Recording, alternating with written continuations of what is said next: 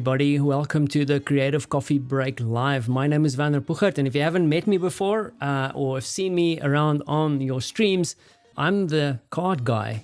And unfortunately for me, that is a label that is stuck a little bit. And I thought, hey, why not own the fact that I am the card guy?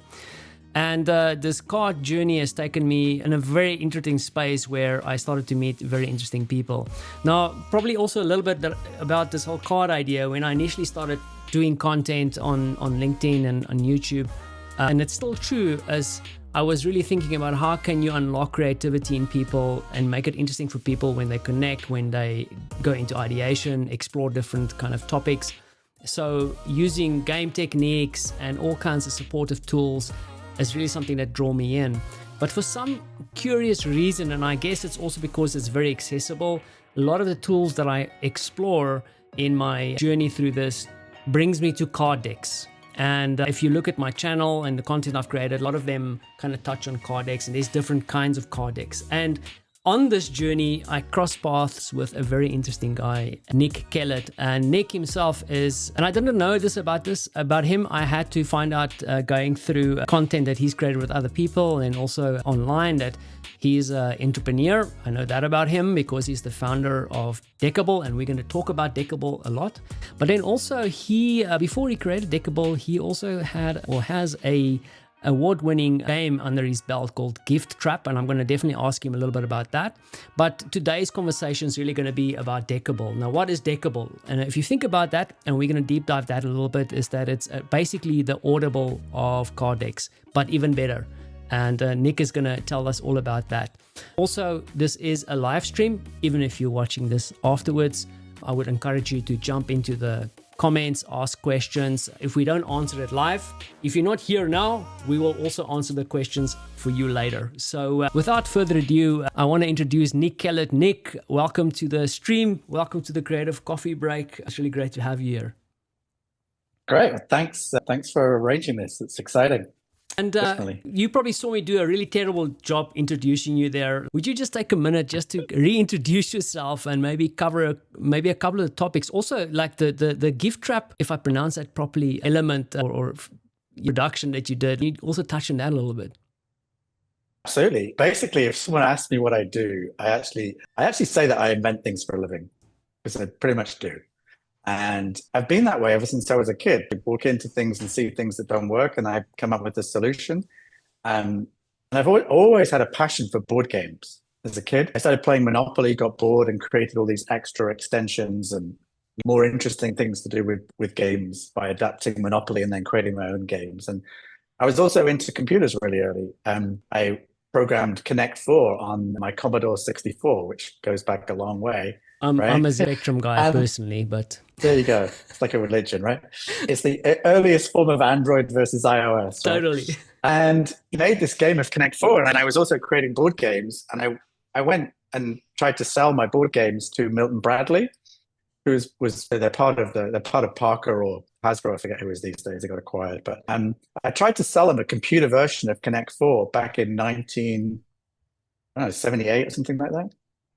And they said, this is funny, but they said, they think there's no market for computer games. This is the world's biggest game company said that, right? So when you innovate for a living, you realize that incumbents don't see anything coming.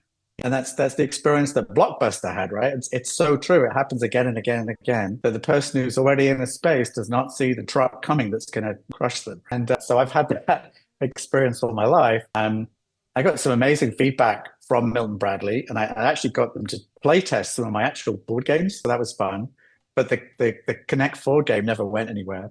And then I created various software products along the way. I did a tech exit, which I sold my software startup to Business Objects, which is now the biggest business intelligence company in the world, and they then sold themselves to SAP. Just as I was leaving, because I'd kind of had my fill of working inside a big company after my exit, I'd made a board game because I was like, well, I had a passion as a teenager to do this.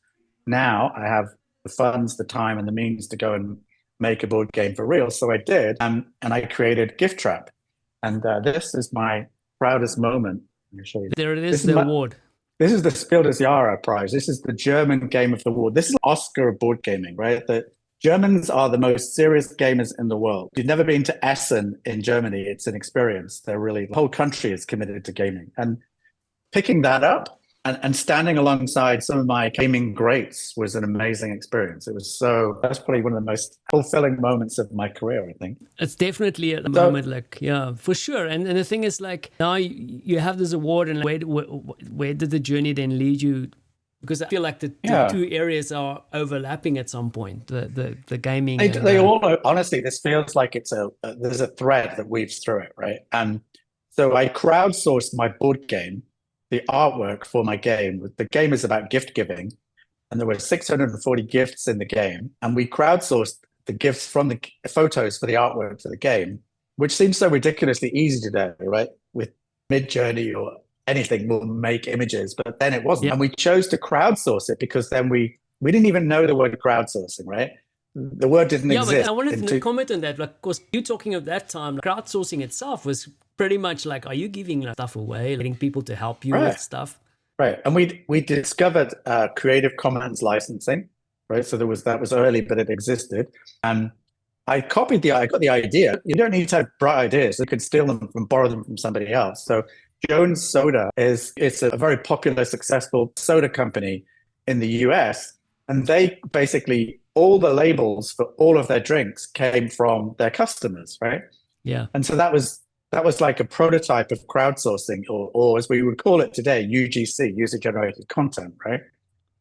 So I understood that. And after I sort of focused on my board game for a while, I was beginning to think about technology again, because maybe I'd overdone it with my exit to business objects. I was worn out by software.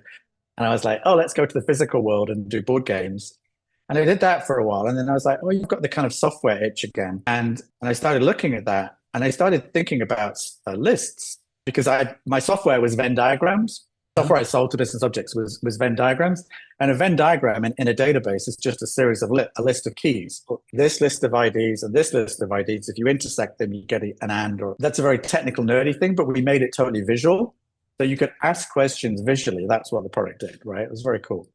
And so I understood lists, but I thought about creating a list platform, and I discovered Listly existed. And so I reached out to the founder of Listly, Sham. We had a month's dating period, right? Where we decided we would join forces rather than me creating a competitive product. We decided to join forces, and I spent a good few years working on Listly as co-founder, and we took Listly to 1 million users. So it was a fascinating experience. We had a website and an app, and it was very much that I learned from that.